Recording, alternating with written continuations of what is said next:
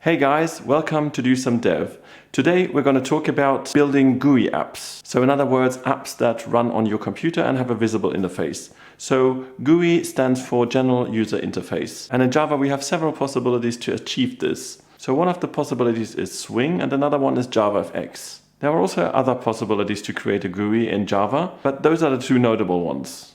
So if you have already heard about Swing, it's no wonder, because it has become quite an old library meanwhile, and kind of mature as well. But given you have the basics in Java, it's relatively easy to understand. The other one is JavaFX, and that's a little bit more complicated in comparison. Of course, once you understood the basics of that, it's going to be just as easy as any topic. It's all more or less a matter of how much time you want to put into it. So what we want to do today is build ourselves a very easy and simple GUI. And the framework that we want to make use of is Swing. And don't worry about the source code, because everything that we're going to build here is going to end up on GitHub. I will place a link in the video description, so if you want to check that out, just go ahead. Alright, with no further ado, let's give it a try. So let's first build up an empty mask. The way we're going to name this is the main frame. So let's create the main frame,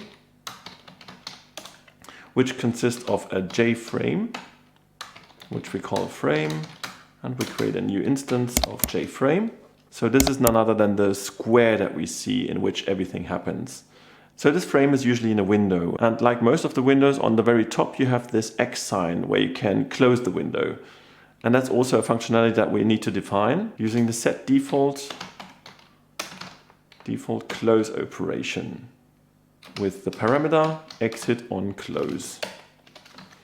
Here we have defined that when we click the X, the application will close. All right, another thing that we want to define is the size. So let's set the size. And there are two ways to do this, either one with the dimension or the other one with setting the width and the height. So let's set the width of 400 and the height of 300. And that's pretty much everything we need. The only thing that remains is setting it visible. And for that, we first add a little comment, set frame visible. And then we set the frame set visible true. Okay, and that's already something we can execute. So let's do that. Let's run the application. And it looks like this. It's empty. So depending on your operating system, obviously the top bar will look a bit different. In my case, it looks like this. But if you're using Windows, you're going to have the Windows appropriate design.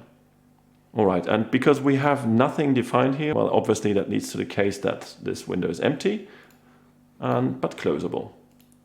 What we can do though is set a title, and it's quite easy. We can just pass a parameter to JFrame, simple Swing example, and then run it again. And now we have the same window, but with a title on top. Now would be a good moment to start adding stuff on the frame. And by stuff, we mean components. We could, for instance, start by adding a button. This would be done by using JButton, which we can call button test. Then we also want to give the button a name, test button. And then we need to add the button to the frame. So frame, add, and then the button test. And let's execute the application. So this is what it looks like. A big frame with one button. But having just one big button on the mask doesn't really make sense. Also, the entire button reaches over the frame, which doesn't really make sense. So let's change that. Let's delete this again. So the first thing that we want to do is set the layout. Set layout.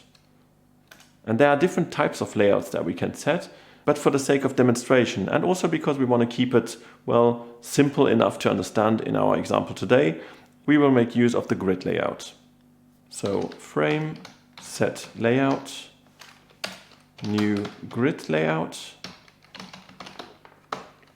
This is an import Java AWT grid layout.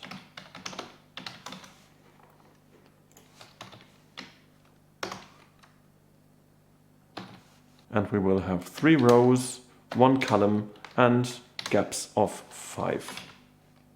So now we have the layout where we can place stuff into. And I think one good way is to also visualize a bit what we are doing.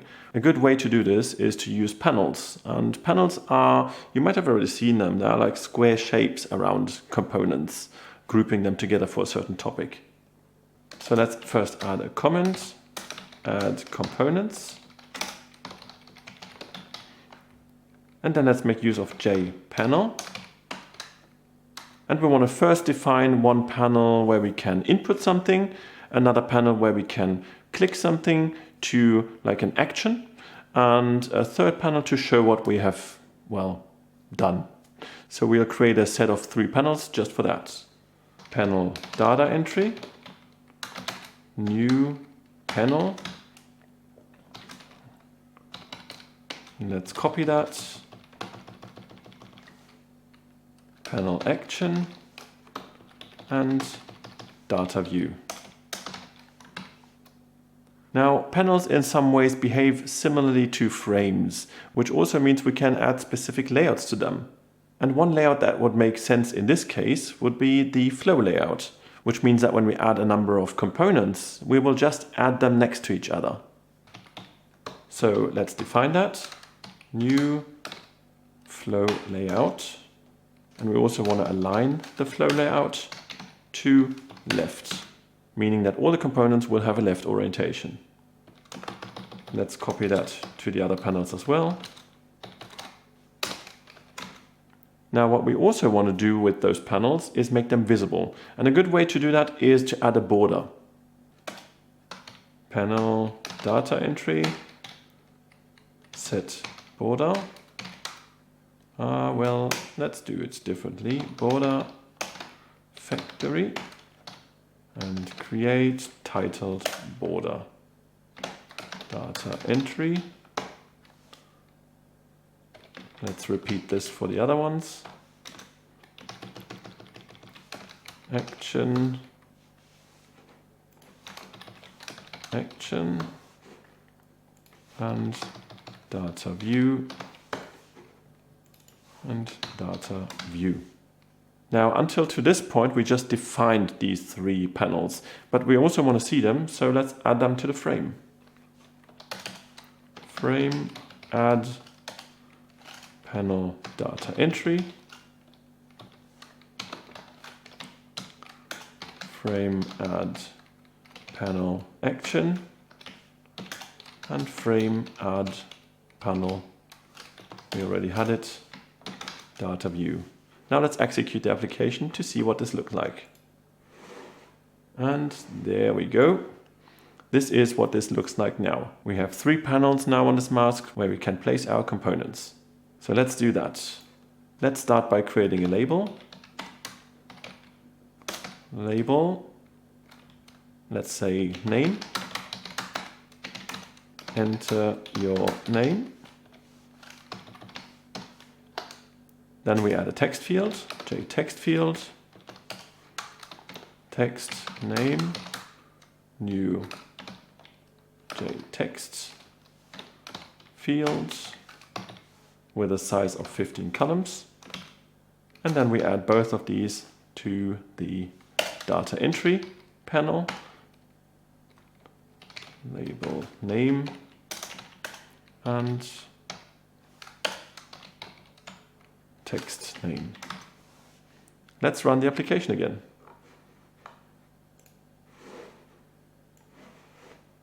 And here you can see what this looks like. Now we have 1 label and 1 text field.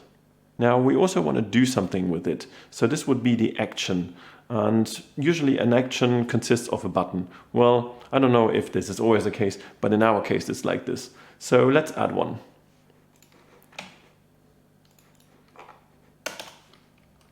jButton, button, and we will copy the text from the name field and place it into another field that we will have in the data view. So let's name this button copy text and provide the same name, copy text, and add it to the panel. Panel action though, add button copy text. Let's see what this looks like. And there we go. Now we have, well, the text field from before and a new button to copy the text. What we want to do now is add another field where we can paste the copied text in. So let's start with a label. JLabel, label entered name, and entered name. We also need a text field. Text entered name. And we also give it a size of 15 columns. And then we add both to the panel data view. Add first the label and then the text entered name. Now let's take a look what this looks like. Okay, here we have the result. Now we have 2 text fields and 1 button. But the problem is, if we enter something here and we click on the action button, nothing happens. But what we really want is clicking on the button and having this text copied into here. For this we have to add an action listener to the button. Add action, button, copy text, add action listener, new action listener. And here we override the action performed method. And the thing that we want to do here is very simple. Place the text, so using set text of the entered name, and get the text from the other one, text name, get text. That's what we want to do. So let's run the application. And there we have it. Now let's enter a name, Gene, copy text. And there we have it. The name Gene was copied to the second field. And that already sums it up. In a very few steps, we created a GUI application in Java using Swing. We defined a layout called Grid Layout for the frame, and we defined another layout called Flow Layout for the panels. And inside those panels, we placed the components. Alright, I hope you enjoyed this video and this short introduction into Java Swing GUI application programming.